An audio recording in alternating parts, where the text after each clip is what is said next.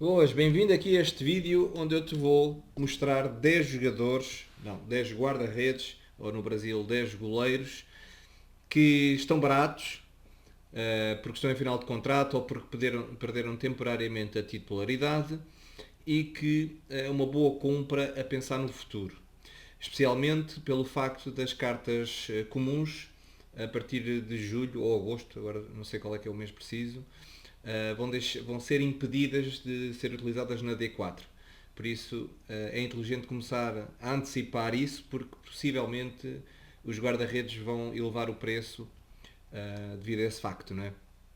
Então vou-te apresentar aqui 10 soluções diferentes, cada um com vantagens, desvantagens, com riscos, com menos riscos, uns mais apetitosos, digamos assim, e outros menos.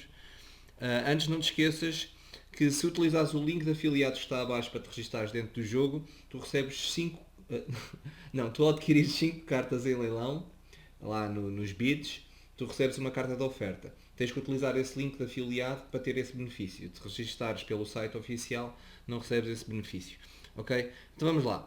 Primeira opção, e que eu coloquei logo aqui na minha watchlist, foi o Asenro. O Asenro do Vila Real. Está em final de contrato e não tem jogado nos últimos jogos, como podes ver aqui pela porcentagem de jogos, tanto nos últimos 5 como nos últimos 15, fez muito poucos jogos. Mas o que é que acontece? Se formos aqui ao Flash Score, podemos ver que o histórico dele é incrível. Ele basicamente fez a carreira toda no Vila Real e foi sempre o guarda-redes titular. Okay? Este ano é que acho que está lá um argentino mais novo que lhe tirou a titularidade, ok? Mas pelo facto de estar em final de contrato e pela qualidade que o guarda-redes tem, pode ser uma compra interessante. Tanto a carta amarela como a carta vermelha está acessível. E esta compra seria a pensar numa transferência para um clube onde ele seja titular. Não é? Há sempre o risco de ele ir para um clube de grande craveira, digamos assim, e ser suplente. Em todo o caso, hoje é para mostrar opções baratas, né? E, como é óbvio, isso tem os seus riscos. Então está aí o Asenro, está aqui na minha watchlist. Não sei se vou esperar para alguma notícia ou quem sabe comprar mesmo. Quando digo notícia, uma notícia de transferência, né, que dê mais confiança. Mas geralmente quando surgem essas notícias para o clube para o qual o jogador vai, o preço sobe logo imediatamente de preço. Depois cabe-te a ti tomar a decisão se compras antes ou após a notícia. E lembrando, atenção, que isto são opções que eu estou aqui a colocar, mas não é nenhuma dica de investimento. Faz a tua própria pesquisa. Aliás, aqui dentro do jogo somos nós próprios os nossos próprios treinadores, ok? Então depois temos aqui o Bolat. O Bolat tem uma história engraçada. Eu comprei este guarda-redes, ele era titular absoluto do Ghent, mas houve uma notícia a meio da época que ele queria sair do clube, já tendo em conta que ele está a final de contrato, ele queria sair do clube a meio da época e o clube puniu e colocou-o no banco. Ok? A partir daí, como podes ver, não tem jogado e os preços estão acessíveis, tanto na carta rara como na carta amarela. Está a um preço bacana, é um jogador sólido, é um guarda-redes de qualidade e havia rumores de que ia para o Fenerbahçe ou para a Turquia, porque ele é turco, e eu acredito que ele pode ser titular para o clube onde ele for. Aliás, foi por isso que eu o manti no meu plantel.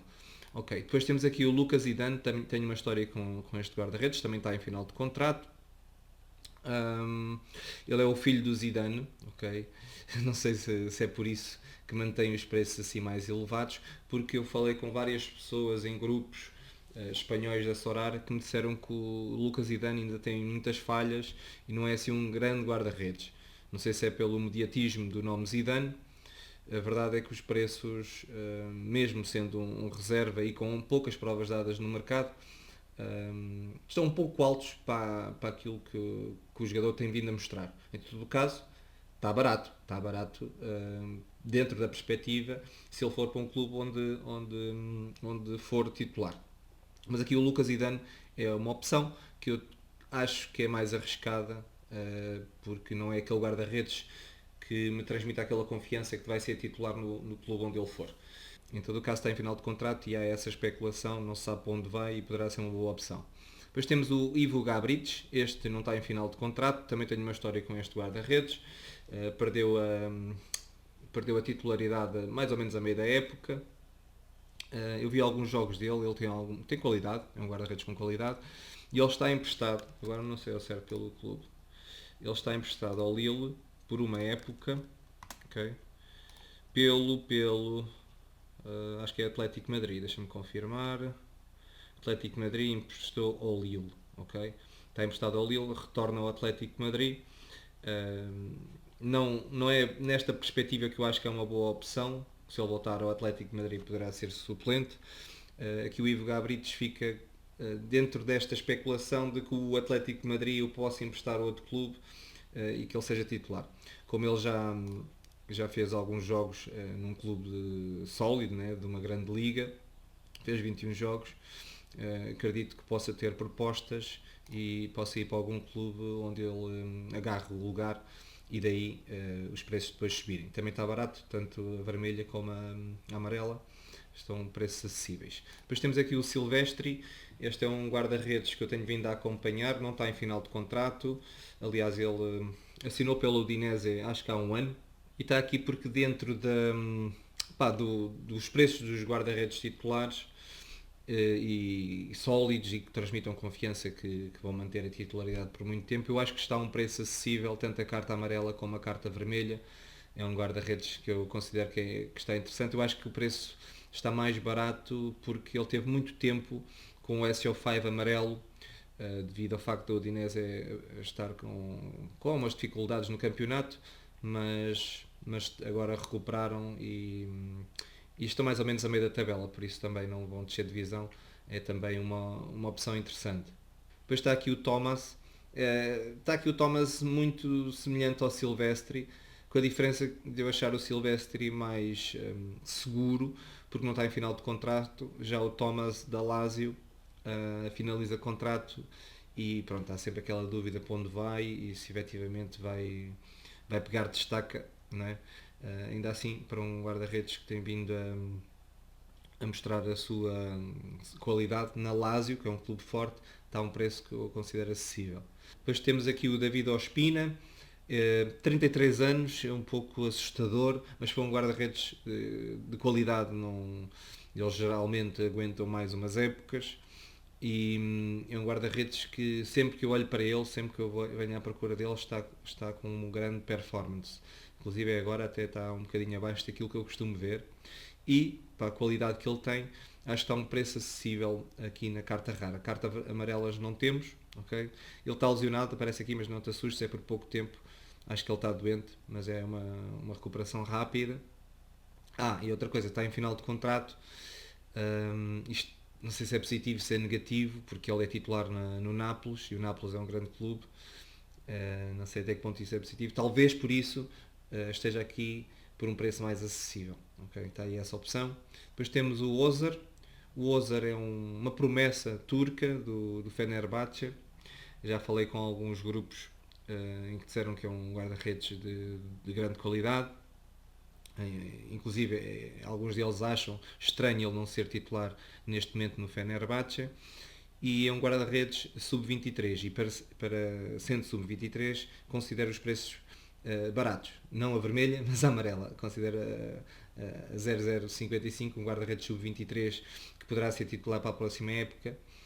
Considero que está a um preço bacana. Vamos ver para onde ele vai, até pode renovar com o Fenerbahçe, mas a coisa está complicada. Este é o ano em que ele finaliza contrato, ainda não renovou, por isso poderá mudar de clube e essa mudança de clube poderá ser positiva aqui para a valorização do jogador, né? Porque o que nós queremos aqui é pegar um guarda-redes que está com mais pontuações e está barato e que valorize, e para essa valorização acontecer ele tem que ter utilidade, seja neste clube ou para onde ele for.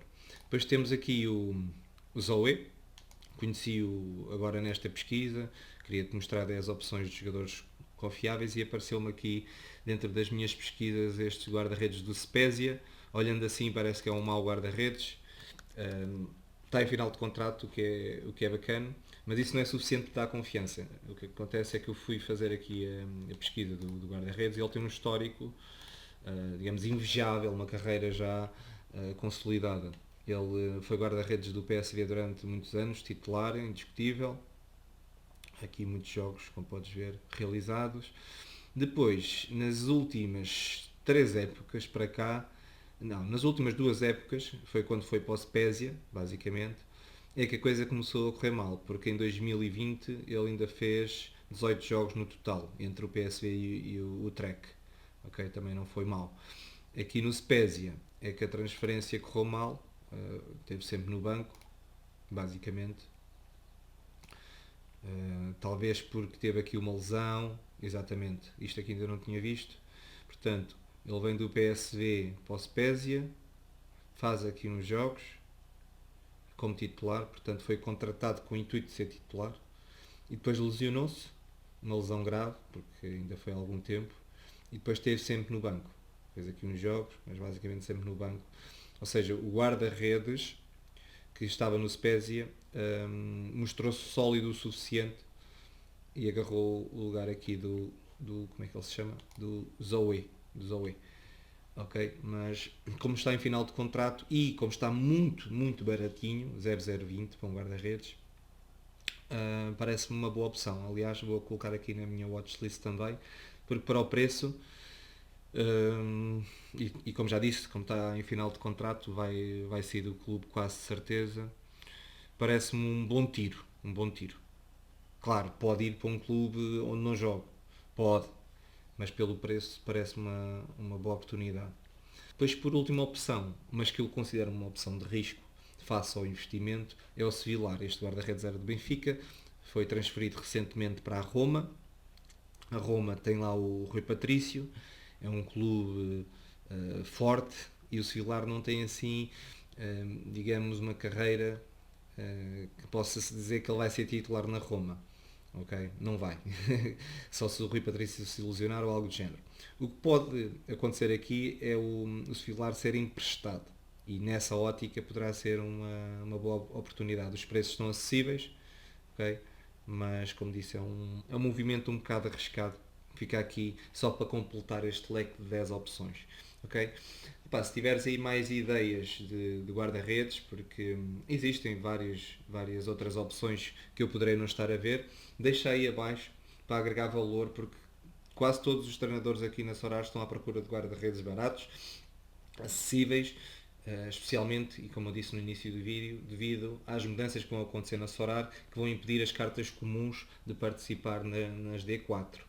Ok? Então acho que é importante começar a antecipar-nos e agarrar alguns destes guarda-redes para estarmos competitivos, especialmente na Global All-Star D4, para ir lá buscar o threshold.